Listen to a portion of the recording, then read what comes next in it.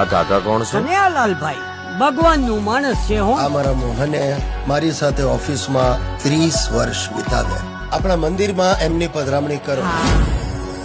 તારા પપ્પા ભલે નોકરીમાંથી રિટાયર થયા હોય, પણ હું નથી ઈચ્છતી કે એ મનથી ક્યારેય પણ રિટાયર થાય. રિટાયરમેન્ટ પછી તારી લાઈફ કેવી છે? ભાઈ લુંગી પહેરી હોય એવું લાગે. એટલે એ તો તું ખાલી ખાલી લાગે છે. ગામમાં ખાવાનું ખવાય ને એની કરતા એની પ્રમાણિકતાની કસમો ખવાય. મેં મારી નજરે જોયું તો એની પાસેથી 500 રૂપિયાની લાંચ લીધી છે. કાકા જવા દો ને મને. લા બોલા 500 મને આપી દે.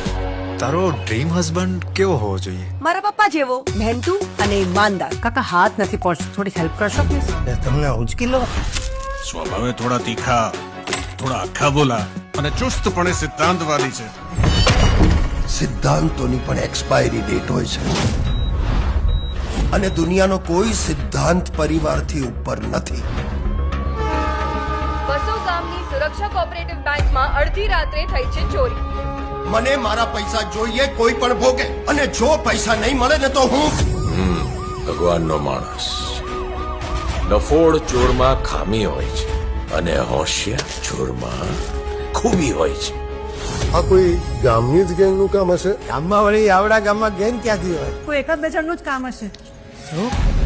એટલે કોઈ શકે શકે. આમ તો અમે ગણપતિ બાપાની જેમ વિઘ્ન હરતા છીએ, પણ ગુનેગારો માટે વિઘ્ન કરતા છીએ. એનું તો નામ ગોવર્ધન છે, પણ મારો તો નાથ ગોવર્ધન છે.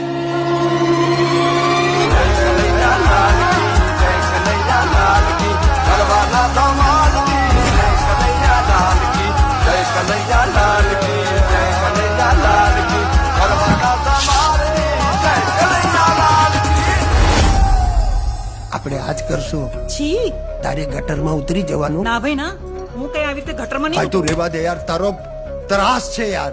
તું કોઈ વાતે કોઓપરેટ કરવા તૈયાર નથી. આ નહીં કરું, તે નહીં કરું.